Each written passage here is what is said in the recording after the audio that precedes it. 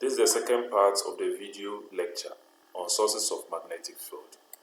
We've spoken about our learning objectives, and we are going to continue to determine the direction of magnetic field due to a moving charge and current using the right hand rule, the right hand grip rule. Then make some calculations on them. Before we continue, let me make mention of the direction of the magnetic field due to an electric charge. This charge is moving, and it is moving in this direction. So if we want to know the direction of the magnetic field at this point B, then what we need to do is to use your right hand. Assume the direction of motion of the particle is a wire. Grip that wire, as you can see in the with a green arrow. This is the direction of the particle. So assume this line is a wire, a thin wire. You grip that wire with your right hand, so that your thumb points to the direction of motion of the particle, and then your fingers will tell you the direction of the field. So see, you can see the direction of the fingers, and that will also show the direction of the magnetic field at the point where you made the calculation. So this is how we are able to determine the direction of the magnetic field for a particle that's moving. We are going to use the same idea to talk about the field produced when there is a current element. So small current element. Assuming there is a very long wire, then small portion of the wire can produce magnetic field, just as an electric charge there. So we are assuming the charge is a little bit extended, not a full wire. We are going to talk about the current due to a full wire, but this is a small part of a wire.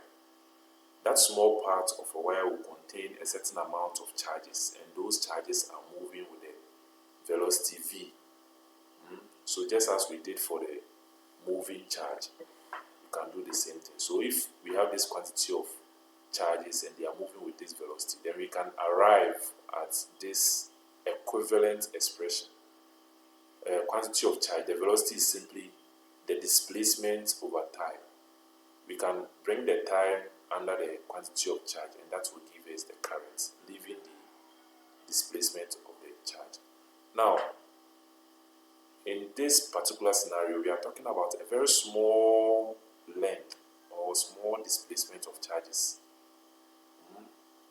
So a long wire, but we are considering a small section of the wire compared to the point where we are calculating the magnetic field. This line is longer than the length of the wire, so we are using a small portion of the wire, which is dl. In that case, it will generate a small magnetic field at point P, this small magnetic field here. So we've modified this equation to obtain this one here. It's the same thing. So instead of a velocity here, we are now having the displacement, which is also a vector. We can cross multiply with the unit vector of the displacement. Then we do the same thing as we did in the first video. Okay, these alternate equations are called the Biot-Savart law. Biot-Savart law is the basis for finding the simplifying other magnetic field for different materials or different shapes of conductors. We'll talk about that one soon. Let me make mention of this portion. Where are you? Okay. So this is a small differential magnetic field that is produced by a small differential wire, length of wire. Now, if we want to find the full magnetic field for the whole length of the wire, then we need to integrate. So, removing the differential, we rather integrate. We bring integration sign. In other words, we integrate the side, integrate the side as well. These are all constants. They are all constant values, and they come behind the integration sign. Very good. We can focus our attention on this integration. And, indeed, we are not going to do integration on this are not going to do this kind of integration, but just to let you know that these are the basis for the next slides that we are going to see. So we can expand Biot-Savart law to obtain the magnetic field produced by a long wire. You see, we're considering a very small section of the wire.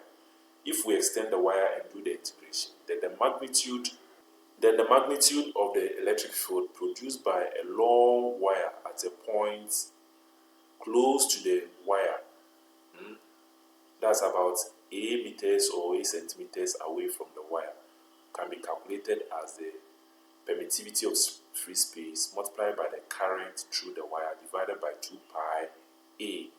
A is the radius from the wire to the point where we want to find the magnetic field there. Yeah, so this one is the magnitude. We are not focusing on the vector 4, is the magnitude. But we can find the direction of that magnetic field using the right hand grip rule. Again, if the charges are moving in this direction, then the current is also moving in this direction. We were talking about a positive charge moving in this direction, constituting the current. So we use the right hand grip rule, just as we did for the single particle carrying a charge and moving in that direction. So if it is moving in this direction, then we can find the magnetic field by gripping the wire, our thumb pointing to the direction of the current, and then the magnetic field will be the direction of the rest of our fingers. So this is what we have. Then we can talk about a loop of wire. Thus, we have the wire. The wire is being turned into loops. So there can be a number of them. If there are n number of loops, then this equation will be modified. We remove the pi and we have r as the radius. Now, this magnetic field that is calculated using this formula is the magnetic field at the center of the loop, not anywhere else.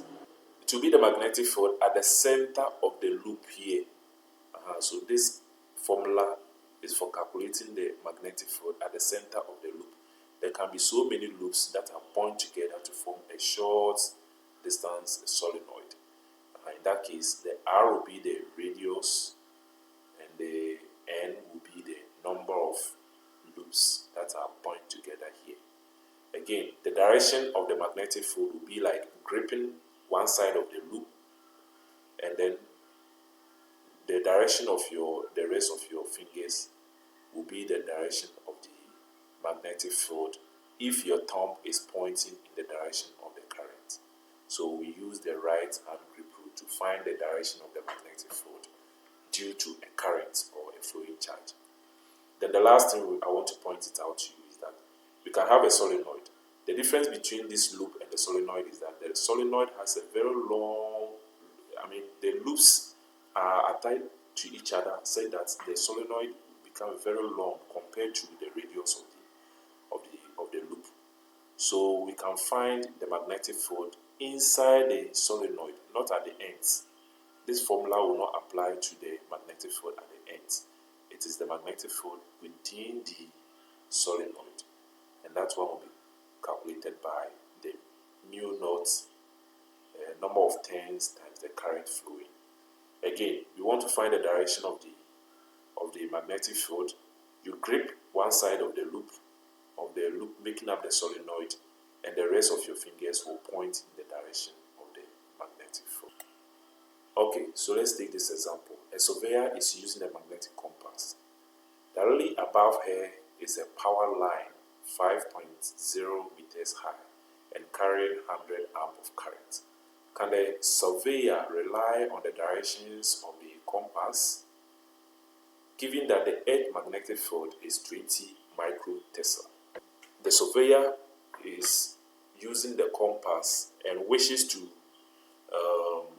look at the direction of the north-south direction due to the earth magnetic field.